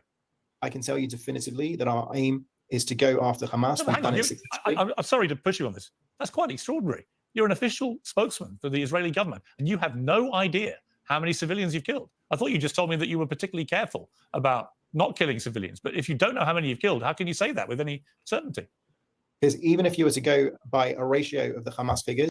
Now understand why I'm playing this. See, because they're talking about this final push into Rafah, but understand that the U.S. was behind them, supported them, and sold arms into them up until this point. Not only the U.S., a whole lot of other nations supported this. Now, what we are seeing right here, right now is, something that we have seen in our history, but everybody is, nobody's paying attention to this. Nobody, everybody's thinking life is all hunky-dory and playing games on the fucking internet, that none of this is like permeating your consciousness, what these people are actually doing to a race of people. So I'm going to go a little forward to show you a little bit more. Now, this dude, he is the son. Okay, yeah, I'll let you hear it. Okay. The pro-Palestine journalist and commentator, Abby Martin, and by Mossab Hassan Youssef, the son of Hamas's founder and former leader, author of a new book, From Hamas to America. Welcome back to both of you. Abby Martin, I found that, I've got to say, a quite extraordinary interview. To be an official government spokesman and admit you have no idea how many civilians you've killed, whilst trying to simultaneously compare yourself favorably to other civilian death ratios in war, seemed to me staggering. Indeed. I mean, especially since we have seen the comparison as the dust has been settling real time on our phones, we see Israel has committed, in fact, some of the most heinous war crimes in modern history, Piers. And as we're seeing the invasion now of Rafah, cutting off the last vestige of escape for Palestinians, the last vestige of aid delivery, 1.3 million Palestinians, including 600,000 children, with nowhere left to go. This is what Palestinians were told was a safe corridor. That is why they all fled to Rafah. Rafah has been bombarded for the last several weeks, killing dozens of people every day. So I think at this point, 6 months into a genocide, to be deliberating whether or not Israel should continue with this onslaught, this military operation that will result in mass slaughter to continue their ethnic cleansing of Gaza is frankly absurd, patently so, considering what we've seen them do just in the last several weeks, Piers. Evidence of summary executions of doctors, evidence of mass graves, hundreds of bodies bound, dozens of men, women, and children bound, evidence, according to the UN, of Palestinians buried alive, using drones to lure out Palestinians with sounds of crying children so they could be shot and killed. I mean, this is unparalleled in modern history, actually. And the devastation that's occurred in the Gaza Strip, according to the UN, will take 80 years to rebuild without conditions. So at this point, Israel needs to be stopped before they continue this horrific onslaught, Piers. Mossab, I'll get you to respond to what Abby just said, but just your response to that interview with an Israeli government spokesman, because I got to say, I found that pretty stunning that he would be so certain how many Hamas terrorists the IDF have killed, but admit he had no idea how many civilians have been killed, given that it's the deaths of the civilians that is getting Israel so much unpopular reaction around the world. Because we cannot send Israelis to Rafah and to dangerous zones to collect statistics and count the numbers. It's a very dangerous zone. Israel is looking from the outside. And also, who said that Israel is only responsible for the killing of Gazans? Mostly Hamas responsible. First of all, for taking human shield. Oh, so they didn't do it. Who says Israel did this? Hamas did it. This dude is unhinged. I'm gonna just go through a couple of little clips of him, and then I've already dropped the link to this video. You can peruse it at your own convenience. This dude is unhinged, and these are the type of people that they're trying to negotiate with. This is the mindset. Second, they're booby traps. How could you differentiate the death that it was caused by an airstrike or by a Hamas death trap? How do we know the difference? Well, yeah, but in the war, point I would make, people die. Listen to me. All this moral, Piers. No, listen to me.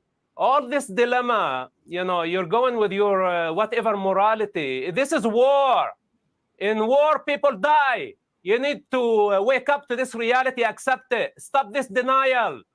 We are in the face of savages who hijacked an entire society. This is a very difficult war. No other army. They hijacked an entire society because they attacked a festival.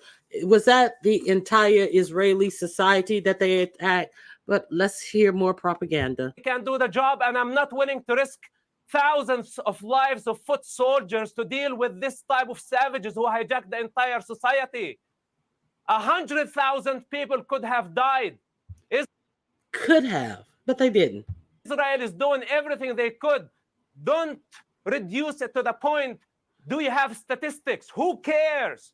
Well, actually, Egypt, no, I think you're missing my point. Authority, yeah, Mossad. Jordan, all right. The Arab world don't want Hamas at whatever cost. Mossad. Whatever it costs, we want to remove Hamas from power. Okay, I understand that. That's a different question. My point is why... Do you? Well, why does... My question is this for you. Why is it that, if as you say, Israel has no way of working out who's being killed here, and I know idle threat to the existence of everyone in Israel, clearly. Said publicly on camera. I mean, he's brazen about it. Look, I think that when you're comparing one guy and his statement to literally he's the official dozens spokesman, of genocide intelligence organization against savage group that were targeting civilians in suicide bombing attacks, waves of suicide bombing attacks that they killed people indiscriminately.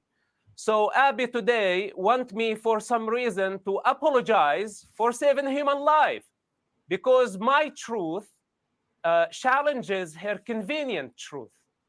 Abby does not have the authority. She's just a self-appointed low-grade journalist. How can you be a journalist and you call this a genocide, ethnic cleansing? And she just keep repeating ethnic cleansing, genocide, colonialism, etc. None of it is real, including Palestine. It's only in your head. None of it is existential. Palestine was never born. How can you free it? It was never there. It's just a colonial entity, and some people choose to make it into a national identity. And this parrot has been just repeating Hamas propaganda. Marwan Barghouti that she's talking about him, she never met him. I knew Marwan before he got to power. He's a criminal. He killed 5 people. He has blood on his hands. He cheated on his wife. He has a secret son that he never revealed it to the public. Of course, I can criticize him, and I can criticize all the criminals that I know personally. She's been there only for a visit, and maybe she had some falafel sandwich, and she really was blown away of the Palestinian experience. There is no such a thing as Palestine. It's about time to retire, find a different job. You're not a journalist. You don't qualify even to be a mother. Wow. Okay, there we go. So these are the people. This is the propaganda. This is the anger. This is the insanity because they are insisting upon, wreaking havoc and totally ridding the earth, it appears, of a certain people. So yeah, it's a lot. Yeah, and we have supported this type of. He called her a parent. He said you don't even deserve to be a mother. Maybe you went over there and had a falafel sandwich or something like that. But like, bitch, go sit down somewhere. This is what he's telling her. It's just unbelievable. Yes, it is unbelievable. So also, aside from that, I want you guys to understand that while we are talking about that war, there is a war in the Sudan that is not being talked about at all. That is at the breaking point in Sudan. Nobody is even talking about this war. Okay, it's a short one. I want you guys to understand what is going on in Sudan because it's mostly the Arab people are getting out of Sudan, but the black people are the ones who are not getting out of Sudan. So let me share this with you. Okay, real quick. This is the last one.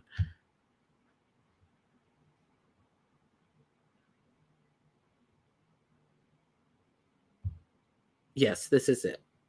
Okay. Not on top of most people's social feed. But the country has been at war for an entire year. We're talking about 40,000 people who have been killed, and more than 8 million people who were forced to flee their home is what has been described as the largest displacement crisis in the world. So how did we get here? 2 men team up to oust longtime leader Omar al-Bashir in a coup in 2019. One, Mohammed Hamdan Dagalo, the head of a powerful paramilitary group known as the Rapid Support Forces. The other, Abdel Fattah al-Burhan, now the head of the army. And as part of what came next, the RSF was meant to be absorbed into the Sudanese armed forces.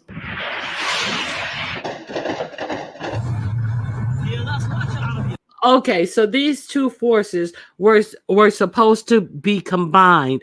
One of the men, he wanted to combine them within 2 years. The other one wanted to let it drag out for 10 years before these two armies would absorb into each other. Because the reason why they are in power, because they did a coup upon the actual leader. This country has always had government coups and to put in their next leader. This past leader was in for 30 years. So these two they were supposed to protect him from a coup, but they were the ones who actually staged the coup against him. And now they are fighting. One of them has the oil rich side, not the oil rich side. One of them is selling guns and armor and stuff to make their money, and the other side is over all the gold mines. And they have all been reaching out to Egypt, to Cairo, to United Arab Emirates has a lot to do with them, of the proxy war that they're profiting off of. Now, one of them were instrumental in all the one side was instrumental in the Sudanese, all of the in Darfur, I'm sorry, not Sudanese, in Darfur, for all of the carnage and all of the unaliving that happened in Darfur. So this is who we're talking about. Okay. Now, they were supposed to combine, and then they were supposed to, the people were happy that the last leader were overthrown, because 70% of the country's budget was going to the military, and like 30% was going to them. People were already in a bad condition, but these people got in power, start selling arms and all this type of stuff, and are over the gold mines that are selling to other nations. So they're like, we're not giving up this power. So this is where we are right now. The people thought that they were going to get a democracy. They did not get a democracy. The person who was supposed to take over, they ran him out of the country. And so this is where we're at right now. They last year in April 15th, they start fighting actual jets. I mean, this place was, the city of Darfur was really nice. It was like a modern day city, and now it's rubble. You guys don't hear about this. We don't hear nothing about this. Struggle between the two exploded into war on April 15, 2023. The Sudanese capital, Khartoum, was the main theater of war, but the fighting quickly spread into a nationwide conflict. In Darfur, fighting took on an ethnic dimension, resurfacing old rivalries stemming from the brutal civil war 2 decades earlier, which pit Arab militiamen against fighters from non-Arab ethnic groups, and resulted in the deaths of more than 300,000 people. Soon after the war began, I traveled to northern Chad, where refugees from Darfur were escaping to. Women told me stories of summary executions and a level of violence that they had not experienced before. Since then, the situation has only worsened. A UN report listed cases of rape, child recruitment, torture, and decapitation. The vast majority of cases of sexual violence were attributed to the RSF, including one incident where a victim was kept and gang raped for 35 days, according to the UN. Amid all of this, 5 million people are on the brink of famine, and 18 million are facing acute food insecurity because fighting 5 million people are on the brink of famine. They're not talking about hunger. No, they're talking about total famine. 5 million people. They can't grow any crops because they're forever moving. They're forever fighting. Those Arab militias. They have even taken up slaves. They have actual slaves that they're selling, keeping, using of these Black Africans. It's like really a mess. There's no talk about this in the media. Has devastated agricultural production inside the country, and aid is not moving freely. Sources told Al Jazeera that both sides are preventing food from entering the rivals' area, either by imposing bureaucratic obstacles or by demanding food, money, or fuel in exchange for safe passage. Al Jazeera reached out to both parties to ask over this allegation, but hasn't received response. In much of the country, the internet has been almost non-existent for the past 2 months. This means people aren't able to use mobile banking apps to receive money sent from abroad. Without cash, people are resorting to the most extreme coping mechanism. Women are selling. Okay, they said that people are resorting to eating dirt, leaves, and cats. This is what they have resorted to. Women are selling their bodies when they're not being forced into selling it, or they're selling it themselves. Old people are giving up the money that they would use for medicine to buy food. It's horrible over there, and it doesn't seem like it's going to let up, because you have Chinese government, you have the U.S. government, and you have so many other governments who are allowing this to happen because they are getting what they want out of this war. So they are jockeying for this territory as well. The United Arab Emirates really wants this war because they I forgot. Let me in their keep going. bodies. Parents are skipping their own meal for their children, and the elderly are putting money that used to go to medicine for food. A Dutch think tank estimated the most likely scenario is for famine to break out across most of Sudan by June. And what about any prospect for peace? There have been efforts from the US, Saudi Arabia. Okay, so it's May. So we're talking about they're looking at famine by June. Okay, so yeah, these are some of the stories that I want to leave you with. I have a couple of more articles that I will copy and paste if you want to know more about what is going. Yes, it's a war for profit. I have this whole video about the proxy war in Sudan. So they break it down for you how. Let me see. Let me find it. Hold on one second. Let me find. Okay, here it is, right here. Okay, I'm gonna right quick. Let me share a little bit of this one about the proxy war and why it's set up and who's benefiting from this war in Sudan. And you will be surprised at the nations who are benefiting from this war in Sudan. Okay, let me put up my banner first of all. Okay, copyright disclaimer, using it for educational, commenting, reporting, teaching, and scholarship. Okay, here we go. Let's check this out.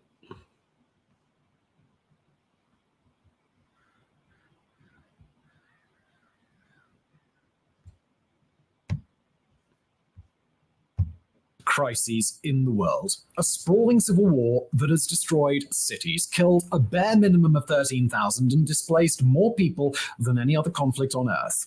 Yet browse the headlines on an average day and you won't find anything about the war in Sudan, even as ethnic cleansing sweeps Darfur, even as millions of people slip towards starvation. Large swaths of the media remain largely silent, happy to relegate the Sudan war to second-tier status below the conflicts in Ukraine and Gaza. We covered the reasons why back in November, ranging from the war's sheer complexity to the lack of any faction to root for. Nearly 5 months later, though, our central point remains. This is a crisis everyone should be paying attention to, not just for humanitarian reasons, but for its ability to suck in multiple world powers. Right now, the list of nations being dragged into Sudan's proxy war is spectacular. Iran, Russia, the United Arab Emirates, Ukraine, Ethiopia, Egypt, Saudi Arabia. All these countries and more are vying for power on Sudan's battlefields. Who succeeds could determine the course of geopolitics for decades to come.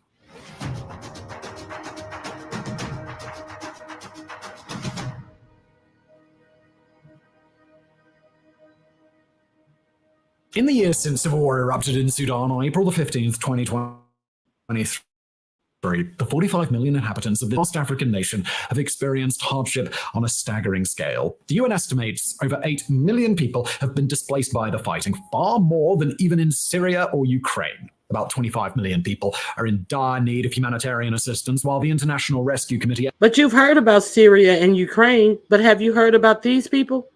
Have you heard about the suffering of these people? No, you haven't heard about it because they're black. Estimates that 7 million could be on the brink of famine. Across the country, whole cities have been destroyed. The capital, Khartoum, and the largest city, Omdurman, have been reduced to hollow wrecks. In the west, wild looting and arson has devastated El Janina. Officially, the UN death toll stands at over 13,000, but almost everyone believes that that's an undercount. The fighting and subsequent anarchy in El Janina alone may have ended 10,000 lives, and the city may not even be the worst hit. In short, the war is an ongoing disaster, a disaster UN officials have described as, quoting, one of the worst humanitarian nightmares in recent history. And yet, for all its devastation, for all its destruction and lives curtailed, the conflict seems to be having roughly zero impact on the world stage. And we don't just mean in America or Europe. For all the collective West is more preoccupied with Ukraine and Gaza, things are hardly different even in Africa. According to The Economist, the African Union appears to be unmoved by the catastrophe and is retreating to a policy of non-interference in the affairs of its members. The quote ends. The UN Security Council is also looking away, as is the global media. While there's likely to be a flurry of articles to mark the fighting's one-year anniversary on the day this script was being written, April the 4th, there was no mention of Sudan on the homepages of the New York Times, The Guardian, the BBC, the Wall Street Journal, Fox News, or any of a dozen mainstream sites that we checked. It is almost as if a wizard cast a spell to render this one war invisible. At least, it's invisible in the public sphere. As we'll discuss in later chapters, though, plenty of governments are quietly getting involved in Sudan's conflict behind the scenes, backing different factions in the hopes of gaining some advantage over friends and foes alike. But before we get on to that, we should probably take a moment to give you a sense of where the conflict stands. A quick overview of the situation as of early April, to help everyone the effects. If you know me, you know glasses have always been a big part of my life. All right, I'm gonna skip forward to kind of let you know who's gaining from this and who could stop this. South Sudan could stop this. Libya can stop this because Libya, you saw they're fighting from pickup trucks, and Libya is supplying them oil. South Sudan is oil rich, and they get their income from oil. But one of the pipeline has burst in Sudan, so now they're suffering as well. So they're unable to sell their oil because one of the pipes burst in Sudan. So they can stop the war. So is pulling in countries as diverse as Chad and the Central African Republic, which are now overwhelmed by Sudanese refugees.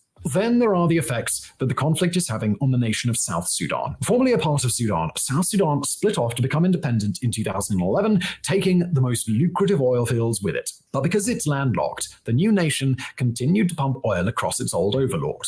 This became a massive problem in February this year when a major pipeline ruptured in Sudan and fighting was too intense to send engineers to fix it.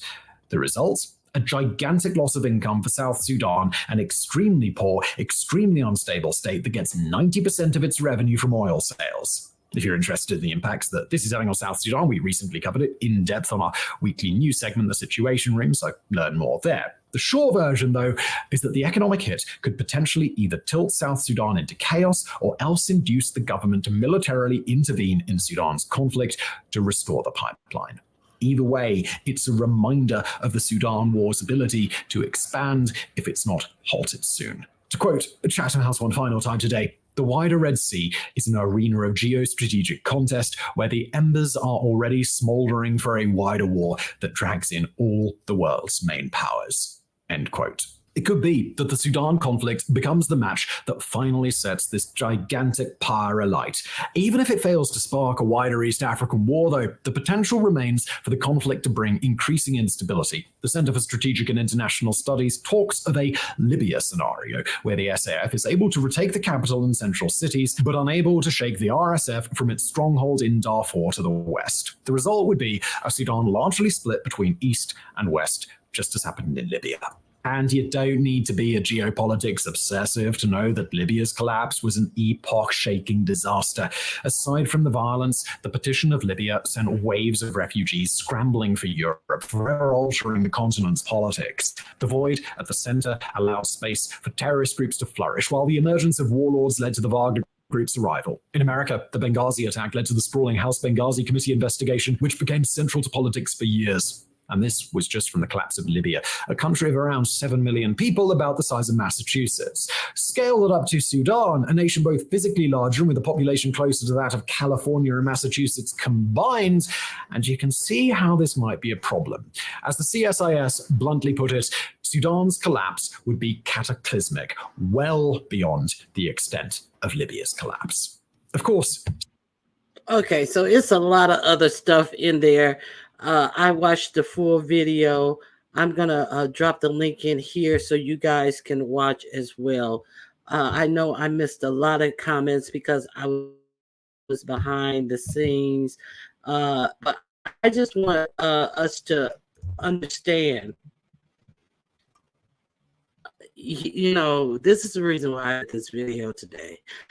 I really want us to understand how we as a people are really being marginalized and taken as if we are unimportant. From the story of the airman being shot down in his own house for no reason, up until these other wars, which horrific things are happening.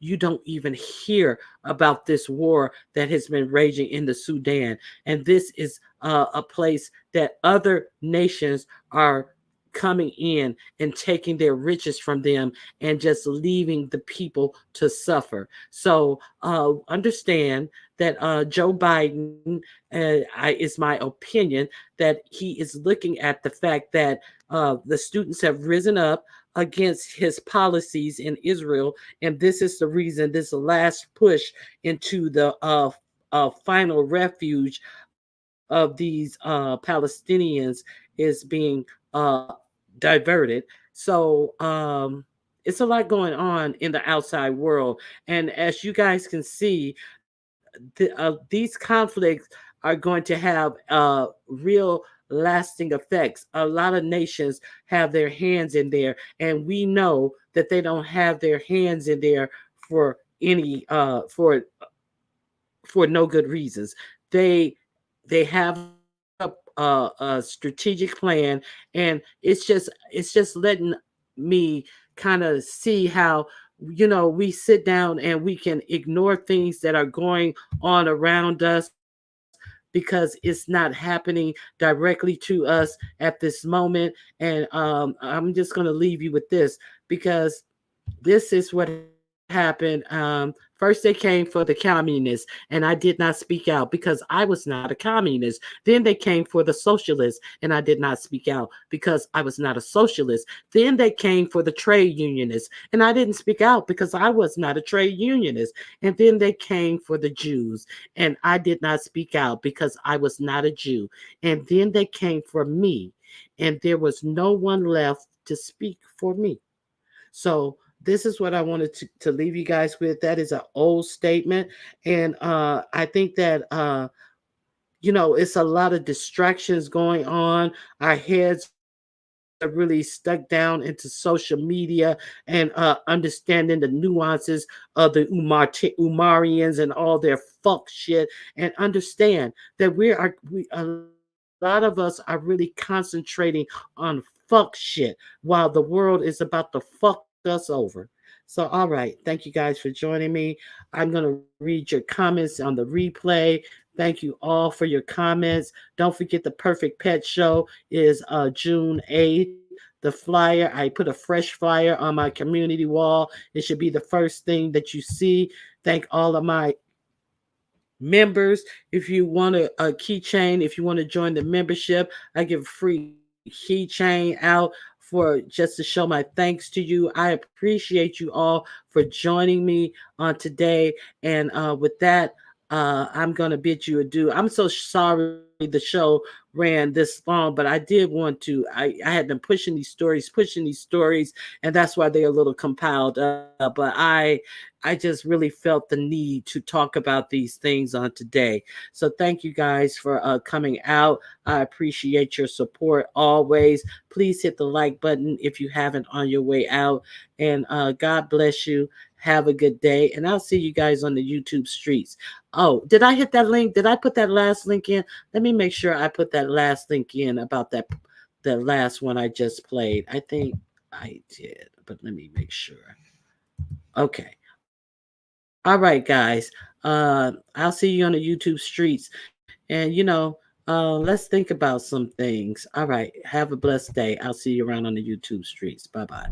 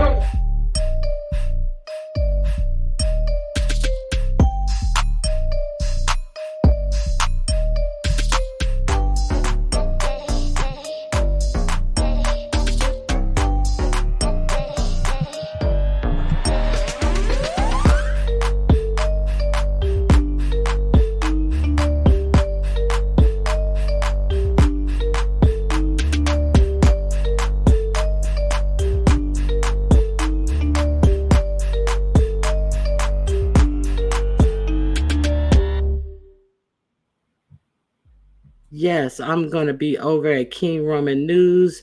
I'll see you guys over there. All right. Bye-bye.